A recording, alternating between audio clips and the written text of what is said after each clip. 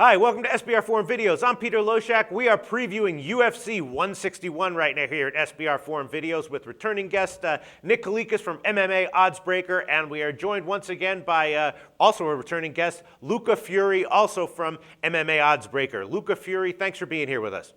Hey, glad to be here as always. All right, we're going to start with Henderson Evans, but first, you guys have like a premium service now. What's going on with MMA Oddsbreaker right now, Nick? Well, actually, yeah, we just launched a premium service. It's at MMAoddsbreaker.com. So subscribe and you'll get Luca and I, both of us, you'll get our best bets of the next UFC card and unit size or one out as well. So that's a little extra that we put on it, as well as the Oddscast. Part 2 of the Oddscast will be on the premium service as well. All right, awesome. Well, let's see what you can tell us about the main card for UFC 161. We'll start with Henderson and Evans. Now, this one has very competitive odds. Evans is minus 125, Henderson plus 105. Both these guys are, we're sort of in line to fight John Jones coming off of losses. Henderson, though, 42 years old, kind of in a decline, and Evans, maybe in less of a decline. I see this as either Evans wins it, pretty handily, or he gets caught with a knockout by Henderson. I would go with Evans by decision. Luca Fury, what do you think? Yeah, I agree with you. I think that really is what the fight is going to come down to. It's either Rashad is going to win this by being the superior all-around mixed martial artist, or Dan Henderson is going to catch him with that knockout blow. Right. But then this is a situation where it's Dan Henderson has a puncher's chance, and I know the public and people in general tend to get so hyped up when a guy has that big knockout power. It's very easy for them to see them landing that shot and getting that blow, the win that way, rather than the other fighter just out being a superior fighter, using superior tactics and out strategizing them. But if you look, back historically, the guy with the puncher's chance does not usually win fights. I think that's most likely going to be the situation here. If Rashad Evans actually shows up in shape, motivated, I think he's going to be able to take Dan Henderson down. If he can't even, I think he can win the striking again, as long as he doesn't get caught with that right hand. But as we know, Rashad Evans has had a lot of issues with motivation. We saw it in his last fight against Antonio Nogueira. He did not look good at all. He clearly lost the fire. He claims it's back, but that's what the fight's going to rely on. Is he really actually motivated for this fight or not? I don't know. Yeah, it's tough. Nick Kalikas, where'd you open these lines? Yeah, I opened it exactly at Pick'em, so it hasn't moved that far, really. I mean, and the sportsbooks are getting two-way action on both guys. A little bit more action coming in on Rashad recently. I think that might change by fight day because Dan Henderson gets so much public support. Yeah. I mean, they really believe in that H-bomb, and he's got vicious power. I mean, the guy can knock out anybody in the weight class. There's no doubt about it. If he catches you, that's how strong he is. So I think he's got better than a puncher's chance as far as pure knockout power for the weight class. But I have to agree with you guys. I think the Rashad is actually the better fighter overall. I think he can outpoint Henderson on the feet. But here's the tricky thing. The judges, it's the way they score fights. Yeah. If it does go to decision, Dan Henderson's going to be the one probably pushing the action, pressing forward.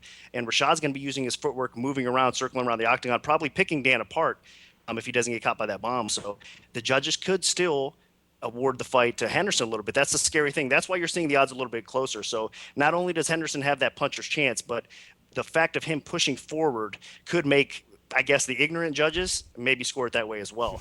I don't think so. I think that it might be pretty clear for all of us. Rashad Evans should outpoint Dan Henderson, should avoid that. Like Luca said, a lot of questions, around his motivation at this point, I should say. But I think he is going to be fired up, wanting to win this fight. He understands how much of a challenge Dan Henderson is and how much hype the guy has. He's the legend of the sport. Right, so it'd be a huge win on his resume as well. He's going to come in prepared, and I think he's going to probably win the fight. All right, so one thing that a lot of people are talking about is, is Henderson kind of fading? I mean, he is 42 years old, but then again, just 2 years ago, he was a Strikeforce light heavyweight champion. What do you think of that? Do you think he's in a significant decline, Nick, or do you think that's a little bit being too hard on him? Well, he's got to decline at some point. I mean, Right. But you know what? He hasn't looked at it much. The guy's been great. I mean, out of his last few fights, you can really say, he's hanging in there with the top guys in the division, no doubt about it. And again, he's dangerous, still has that knockout power. So the decline, I haven't really noticed it too much, but it has to come eventually. Maybe this is the fight that we're going to see it. And I also have to add this in with Rashad Evans. I do agree that he probably is the better wrestler too. So if he's smart, if he's able to shoot in, get the takedowns on Henderson, he's going to have a big advantage on the ground as well. But it's not going to be an easy task. Luca Fury, do you think that labeling Dan Henderson in decline is accurate or unfair to him? I think it's a little bit unfair at this point because we haven't seen it in an actual fight. I mean, yeah, he lost his last fight to Machida, but Machida's one of the best light heavyweights, and that was still a close fight, so you can't fault Dan too much for that. But one thing that is interesting is he's been getting a lot more injured recently, and granted, young fighters get injured too, but when you see this guy start to get injured more than usual, that can usually be a sign of a decline. You know, their body just starts to break down. I know, obviously, he's loaded to the gills with TRT, but like Nick said, he still has to decline eventually, even with TRT. So that's an interesting thing going into this fight. Like Nick also said, maybe this fight will show signs of it. You know, if Dan Henderson drops 2 in a row where he doesn't look particularly good, you know, that could be, we might have a case there to say it's happening. But as of right now, I'm not ready to label him as in decline. All right, but so still your pick on this fight would be Evans at minus 125? Yeah, that's definitely the way I lean here. Also, potentially the over/under. I think it's more likely to go to decision if Rashad wins, but I know he might end up laying juice on that. So maybe Rashad Evans just straight would be the way to go. Of course, like I said, though, the motivation is going to be a huge factor. Definitely want to watch his interviews leading up to the fight, see how he looks at the weigh-ins, because actually before his last fight against Little Nog, and all of his interviews, I'd actually tweeted about it. I thought he seemed completely unmotivated. It was a huge red flag for me, so I'm definitely going to be looking at those again. Okay, great preview, guys. I think we've come to a consensus here. Rashad by decision, lukewarm bet that we advocate here. Thanks, guys.